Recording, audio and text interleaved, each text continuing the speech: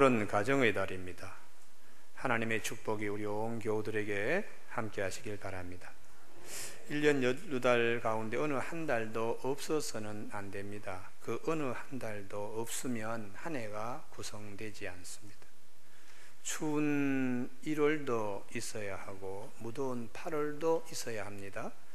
무성한 잎들이 다 떨어져 버린 고독한 11월도 있어야 하고요. 봄을 알리는 3월도 있어야 합니다. 추운 1월은 추우니까 필요 없어. 그렇게 하면 그 한 해는 구성되지 못합니다. 땀을 뻘뻘 흘리는 8월에 가서 이 1월의 소중함을 알게 됩니다. 아이고 이렇게 더운데 1월달처럼 좀 그랬으면 좋겠다. 그 1월달에 그 필요성과 존재를 땀을 뻘뻘 흘릴 때에 인정하게 됩니다. 우리 삶도 이와 같습니다. 8월이 있습니다. 땀을 뻘뻘 흘리며 살아야 할 8월요. 또 11월도 있습니다. 주변의 나를 이루고 있는 모든 것이 다 떠나버리고 있을 때, 예를 들어서 아들도 딸도 다 시집가서 출가하고 두 내에만이 쓸쓸하게 있을 때 11월입니다. 인생의 11월일 때에 인생의 의미를 깊이 음미할 수 있는 더 좋은 시간은 없습니다. 그리고 추운 1월 모진 겨울이 언제 끝나나 합니다만 견디다 보면 봄을 알리는 3월도 만날 수 있습니다. 1년 12달 다 소중하고 다 필요하지만 그러나 그 12달 가운데서 가장 좋은 달은 5월입니다. 이 5월은 실록의 아름다움 그리고 꽃봉오리 속에서 계절의 여왕이라 그렇게 얘기를 합니다. 그리고 5월을 가정의 달이라 얘기하는데 이 5월이 왜 가정의 달이 되어야 되는가? 가장 좋은 달이, 그것은 가정이 그만큼 소중하고 복을 받아야 될 자리에 가정이 서야 한다는 우리의 바램을 얘기하는 것입니다. 사랑하는 교우 여러분, 오늘 말씀을 통해서 우리 모든 교우들 가정에 하나님이 주시는 축복이 있어지길 원합니다. 오늘 본문 말씀은 당시의 풍습 가운데 유명한 납비나 이런 훌륭한 분이 오시면 부모님들이 아이들을 손목 잡고 혹은 품에 안고 안수 기도를 받으러 나가던 풍습이 있었습니다. 예수님께서 한 번 이렇게 어루만져 주시면, 기도하시면 얼마나 좋겠는가 그렇게 생각하고 아이들을 예수님께 데리고 왔는데 제자들이 보고서 꾸짖었습니다. 그랬더니 예수님께서 막지 말라고, 그리고 그 아이들을 안고서 일일이 안수기도 하시고 축복하신 내용입니다. 오늘 이 본문을 맞이해서 우리 5월 가정의 달에 본문 말씀이 주시는 교훈이 있는데요, 거룩한 가정, 복된 가정 만들어가는 비법이, 오늘 비결이 숨겨 있습니다. 주님이 축복하신 거룩한 가정, 첫 번째는 예수님께 나아오는 가정이 되어야 합니다. 13절에 사람들이 예수께서 만져주심을 바라고 어린 아이들을 데리고 오매. 예수님께 나오는 가정, 복된 가정의 시발점이 되고 출발점이 되옵니다. 제가 아는 친구 가운데 한 친구가 예술의 전당 사장을 한 일이 있는데요, 그때 예술의 전당에 공연장에 불이 나가지고 지붕을 홀랑 태웠던 때가 있었지요. 그 친구에게 내가 물었습니다. 불 나기 전에 어떻게 애석 30만 원 하는데 그것도 다 팔리는가 했더니 아이고 완전 매진된다는 것이. 아니 텔레비전 이렇게 보면서 그거 공연 시랑 볼 수 있는데 30만 원 주고 차 타고 가고 기다렸다가 그러고 집에 돌아오고 얼마나 귀찮은데 그 30만 원 주고 가는 사람이 있느냐고 했더니 50만 원 S석을 매겨도 올 사람은 온다는 것이. 그래서 왜 그러냐? 이렇게 물었더니 하는 말씀이 거기 가면 아우라를 느낄 수 있다는 거예요. 아우라. 그 아우라라는 것이 분위기 속에 내가 취하는 거예요. 그거는 텔레비전 봐가지고는 그 분위기 속에 내가 취하는 거 그건 느낄 수 없다는 것이죠. 그래서 거기에 한번 1시간이고 취하면 정신이 아주 맑아지고 기분이 그렇게 좋다는 거죠. 그래서 야구장이나 축구장 일부러 아침부터 가서 줄 서고 그리고는 그 더운데 응원하고 그러는 것도 일종의 아우라, 분위기 속에 취하는 것, 그것에 빠져서 가는 것을 알 수가 있었습니다. 여러분, 우리가 예수님 앞에 나오는 거, 어떤 경비를 지불하고 어떤 수고를 하더라도 부모님이 자녀들을 복되게 하기 위해서 예수님 앞으로 자녀들 손목을 끌고서 나오는 거 대단히 중요합니다. 할렐루야. 그렇게 커야지 어릴 때부터 하나님이 주는 축복의 아우라 속에 그 어린 심령이 자라게 됩니다.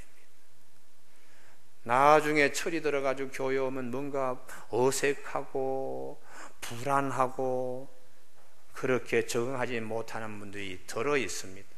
어릴 때부터 교회 오면 어느 교회에 가든지 예배 드리는데 내 집처럼 안정이 되어서 예배를 드리며 하나님이 부어주시는 축복의 자리에 다 서게 되는 비결이 있습니다.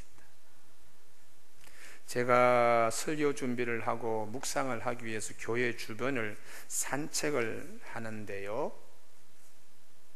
지난 주간에 우리 여기 동쪽에 보면 그 상수도관이, 사람 키보다 더 큰 상수도관이 지나서 평택시로 가는 상수도관이 묻혀 있는데 그 위에는 잔디로 되어 있잖아요. 근데 밤 9시가 지나서 퍽!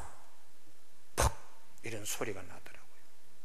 그래서 그 소리를 탁 들으면서 누가 아이를 때리는구나, 옛날 생각이 났어요. 광교 신도시 개발하기 전에 우리 교회 참 이렇게 진입하기도 어렵고 그런데 저 뒤에 동네 아주머니가 중학교 다니는 아이와 초등학교 다니는 아이 두 아들을 데리고 와서 형이 동생을 때리게 어머니가 시키는 거예요. 아파트에 서로 사니까 힘센 애들 마음대로 못하니까 형에게 동생을 때리게, 그날 무엇을 잘못했는지 퍽퍽 때리길래 내가 뛰어가서 밤에요, 부인 이렇게 하면 두 형제가 일생 지우지 못하는 상처를 서로 주고받습니다. 때리는 형이나 맞는 동생이 교회 앞에서 이게 뭡니까? 그리고 두 아이를 붙들고 제가 기도해 줬습니다. 좋은 형제, 좋은 아들, 좋은 어머니 되게 해달라고. 그 생각이 번쩍 나서 지난 주간에 퍽퍽 소리가 나서 제가 갔습니다. 보니까 아이는 초등학교 한 4학년, 아버지는 한 40대 초반. 얼마나 화가 났으면 아파트에서 못 때리고 여기저기 와서 밤에 9시가 넘어서 이렇게 퍽 때리고는 뭐라고 그러고 퍽 때리고 일어나 하고 걸음을 살살 옮겨서 다가갔다가 의외의 일을 보게 되었습니다. 그것은 퍽퍽 때리는 게 아니고, 들리기는 그렇게 들렸는데 초등학교 3, 4학년 된 아들에게 우리나라 전통 활, 양궁이 아니고 전통 활을 손에 짚어서 활 시위를 흙 당겨가지고 저기 있는 관역, 헝겊이 있는 관역에 톡 이렇게 쏘는 건데 헝겊에 맞는 소리가 퍽퍽 이렇게 들렸습니다. 그래서 내가 밤 9시가 이렇게 넘었는데 왜 밤에 희미한 가운데 표적을 보게 하면서 활을 가리키나 궁금했는데 제 나름대로 해석합니다. 참 좋은 아버지구나. 직장 얼마나 피곤한데 9시쯤, 그 아이도 학원 갔다 왔다가 얼마나 피곤할 텐데 9시쯤 부자가 나와서 어루숨하고 어둠이 있는 곳에 관역을 정확하게 보는 훈련을 시키는 거예요. 인생을 살아가면서 밟지 못하고 목표와 방향길이 어루스한 데 있어도 표적을 분명히 보는 힘을 초등학교 때부터 가르쳐주는 것이 아닌가. 그리고 저 나름대로 해석을 하며 돌아왔습니다. 여러분, 성경은 우리에게 말씀합니다. 힘들 때에, 어려울 때에, 캄캄할 때에 정확한 관역을 보는 힘, 예수님께 데리고 나오는 이것이 대단히 중요합니다. 우리의 삶의 목표가 흔들리고 방향이 어둠 속에서 보이지 않을 때에 정말 그 관역을 볼 수 있는 힘이 있어야 합니다. 많은 가정이 있습니다. 서로 다른 삶의 방식과 목표를 가지고 있습니다. 그러나 한 가지 중요한 것은 예수님 앞으로 나오는 복된 가정이 되시길 바랍니다. 예수님을 바라보는 가장 중심에 우리가 그것을 내 인생에 어둡더라도 그것을 절대로 놓치지 않는 힘을 가져야 합니다. 왜냐하면 모든 것이 다 주님으로부터 나오기 때문입니다. 로마서 11장 36절에 만물이 주로부터 나오고 주로 말미암고 라고 말씀하시기 때문입니다. 사랑하는 교회 여러분, 제가 한번 설교를 드렸지요. 중국의 춘추 전국 시대에 3가정이 있었는데 한 가정은 농사하는 가정이라고요. 아들들을 불러놓고서는 전쟁이 일어나니까 관직이고 뭐고 다 그냥 의미가 없다. 땅 짓고 농사 짓는 것이 제일 좋다. 너희들은 앞으로 농사나 하라. 2번째 가정은 나는 밭도 없지만은 전쟁 터지니까 밭도 빼앗기더라. 그래, 품속에 있는 칼 가지고 짐승 잡는 거, 이것보다 더 확실한 것이 없다. 짐승 잡아주고 가지고 먹을 수 있는 고기 먹을 수 있으니까 아들아, 너는 이 일을 꼭 잊지 말고 해라. 그리고 마지막 가정은 아들아, 나는 밭도 없고 칼도 없다 너에게. 그러나 세상을 많이 두루두루 다니는 견문을 좀 익혀라.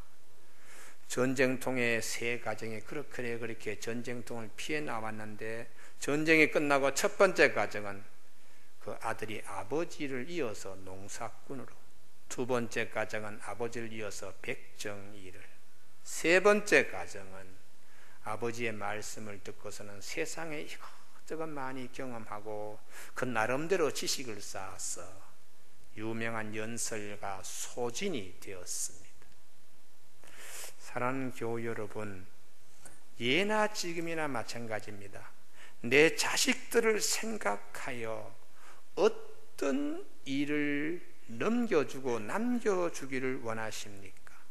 화창한 날씨에 어떤 가정은 산으로 가고 어떤 가정은 바다로 갑니다. 산도 익혀주고 바다도 익혀주는 것 좋습니다만 인생의 어두운 시련이 찾아왔을 때에 산 구경, 바다 구경은 헤쳐나갈 아무런 힘을 줄 수가 없습니다. 그것은 그냥 추억거리고 한순간의 재미로 끝나지 영적인 힘을 가져오는 힘이 없습니다. 그래서 성경은 예수님 앞으로 데리고 나오라 이렇게 말씀하는 겁니다. 여러분, 인간 존재는 영과 혼과 육, 이 3가지로 구성된 건 누구나 인정하시죠. 사람이 잘 되려고 그러면 영감이 넘쳐야 됩니다. 시를 지어도 영감이 넘치고 노래를 불러도 영감이 넘쳐 아우라를 경험할 수 있습니다. 영감을 부어주시는 분은 하나님이십니다. 그건 누구나 다 인정합니다. 그런데 실생활에서는 그 부분을 우리 삶 속에 끌어안지 못합니다. 날씨가 좋으면 놀러 갈 생각부터 먼저 하고 산에 갈까, 바다라고 갈까, 설악산으로 갈까, 어린이 대공원으로 갈까, 이게 우선적으로 생각되면서 가장 소중한 것을 놓치고 하며 어느덧 그 아이는 20대 거치고 30대 거치고 40대 거치면서 나는 60, 70, 80이 되어버리고 하나님이 주시는 소중한 것을 경험도 체험도 힘도 없는 그런 삶을 사는 사람이 많이 주변에 있습니다. 사랑하는 교우 여러분, 우리 믿음의 선진들 야곱과 이삭과 아브라함과 요셉의 삶은 위에 있는 할아버지, 아버지, 이분들이 손자 아들에게 하나님을 심어주는 영감 있는 삶을 살았어요. 그러니까 그들이 어디 가더라도 하나님을 의지하면서 쓰러지지 않고, 인생에 어려운 일이 왔을 때 관역을 놓치지 않고 힘있게 살아갈 수 있었습니다. 그래서 성경은 말씀하시기를 모든 아는 것 가운데 다 좋지만 하나님 경외하는 것이 모든 지식의 출발점이 되느니라, 이렇게. 그래서 잠언 1장 7절에 여호와를 경외하는 것이 지식의 근본이라고 말씀하고 있습니다. 신명기 6장 7절에 너는 내 자녀에게 부지런히 가르치는데 집에 앉았을 때든지 길에 가든지 누웠을 때 일어날 때든지 영감 있는 가정이 되도록 하나님이 부어주시는 아우라, 그런 것들을 체험하는 가정이 되도록 하라는 것이. 오늘 가정의 달을 맞이해요. 하나님이 13절 사람들이 예수께서 만져주심을 바라고 어린아이들을 데리고 오매, 어린아이들을 데리고 오매 하는 이 말씀이 우리 온 교우들의 가슴과 눈과 귀에 새겨지길 주님의 이름으로 축원합니다.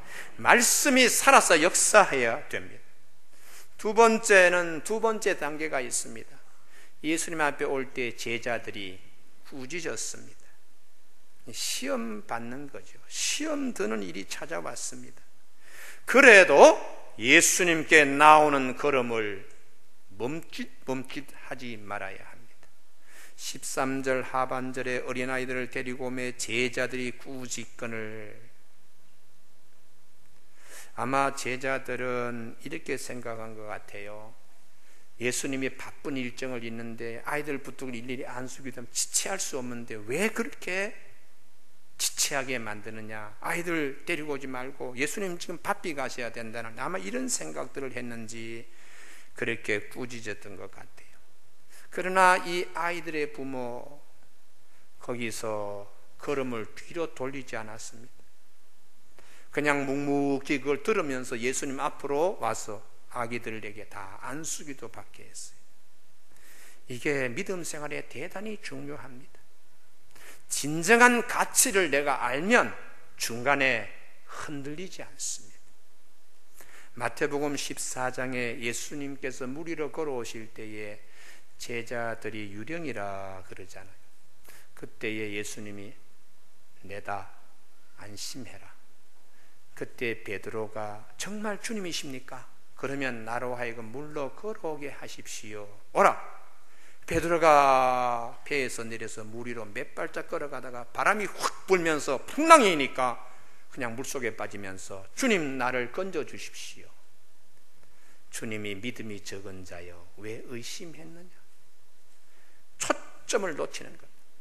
풍랑이 일고 바람이 일더라도 주님을 바라보며 걸어가는 주님을 잃지 말아야 빠지지 않는데 그걸 놓쳐버린 것입니다. 우리가 살아가는데 이런 부분들이 있습니다. 핵심 가치를 놓치지 말아야 됩니다. 예수님을 향하여 나아가는 가정은 거룩한 가정 되는 비결의 두 번째가 시험거리 풍랑 시련이 찾아와도 핵심 가치를 놓치지 말아야 어린아이들이 예수님 안수기도 하는 축복이 임하게 되는 것입니다. 이게 대단히 중요합니다. 더러 이런 가정이 있습니다. 부모님들이 사업에 실패하면은 원망을 죄 그냥 하나님께 돌려요. 내가 그렇게 봉사했는데, 사실은 뭐 주일 겨우 한 번씩 나오면서요, 봉사는 24시간 풀로 봉사하는 사람도 많은데 겨우 일주일에 그냥 그 고기 제일 끝에 있는 꼬랑지 그 정도 그냥 하나님께 나오면서 사업 안 됐다고 뚜덕뚜덕거리면서 그 다음에요 아이들 보고 누나를 부라리면서 교회 다니지 마. 이것은 사업 실패하는 것보다 더 비극입니다. 사업은 다시 일어날 수 있습니다만 교회 다니지 마 하는 것은 아이들에게 독을 풀어서 주는 것과 같습니다. 하나님이 위에서 다 내려다보시고 계십니다. 어떤 분들은 진급에서 누락되면 아내에게 누나를 부라리면서 자식들에게 교회 절대 다니지 말고 절대를 붙여요. 그런 사람은 절대 진급해서 안 됩니다. 왜요? 그런 사람이 진급하면 회사에 어려운 일이 있을 때 해치고 나갈 힘이 없습니다. 그러나 사업이 안 되고 진급이 누락되더라도 얘들아 하나님이 계시니까 다 같이 교회 나가자 하고 일어서고 아이들을 데리고 오는 가장은 앞으로 그 사업도 주님이 도와주셔서 잘 되게 되어 있습니다. 할렐루야.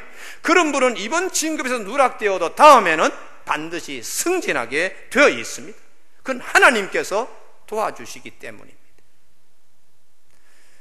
더더욱 자녀들이 배우게 됩니다. 본인이 시험 들면 시험 든 것으로 본인이 소화하셔야 돼요. 그런데 그것을 밥상에 앉아서 그냥 막 떠듭니다. 그러면 그 아이는 신앙이 절대로 자라지 않습니다. 자라는 아이의 성장점을 독약으로 그냥 찔러가지고 죽이는 것입니다. 부모들의 신앙도 잘 크지 않는데 본인이 그렇게 해서 자녀들이 영 신앙과 멀어지는 경우가 한국 교회에 들어 있습니다. 안 되는 가정의 대표적인 경우입니다. 그러나 대개의 가정은 다 이기고 풍랑이 오더라도 내가 예수님 바라보고 나가야지 이 힘으로 다 굳건히 나오기 때문에 한국 교회가 든든히 서갈 수 있는 힘이 거기에 있습니다. 오늘 본문 말씀 아이들을 예수님께 데려온 부모들이 제자들에게 상처받습니다. 질책을 받으면서도 예수님을 향한 절대 가치, 초점과 표적과 관역을 잃지 않고 있습니다. 그것은 이 아이들에게 예수님이 한번 안수기도 해주는 것이 일생에 얼마나 소중한 일이 되는지 이 가치를 알고 있기 때문입니다. 사랑하는 교회 여러분, 예수님 앞에서 안수기도 받은 이 아이들이 자랐어. 나중에 나 그때 예수님께 품에 안겨서 안수기도 받았어. 축복기도 받았어. 얼마나 큰 자랑이 되겠습니까? 할렐루야. 그리고 이렇게 안수기도 받은 아이들이 나중에 커서 인격이 망가지거나 악한 일에 쓰임받는 일이 절대 있을 수 없습니다. 그래서 우리가 어릴 때 신앙이 대단히 중요합니다. 제가 목회자이기 때문에 여러 사람을 만납니다.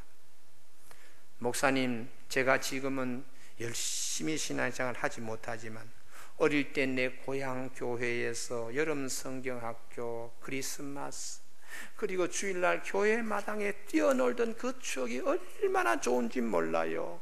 그분은 참 건강한 살아있는 신앙의 추억과 그림을 가지고 있는 분입니다. 그렇게 말하는 분의 그 부모님이 그 아이와 함께 산에도 갔을 것입니다. 시장에도 가고 영화관도 가고 바다도 갔을 것입니다. 그런데 그런 기억들은 그냥 과거의 추억으로 끝나버립니다.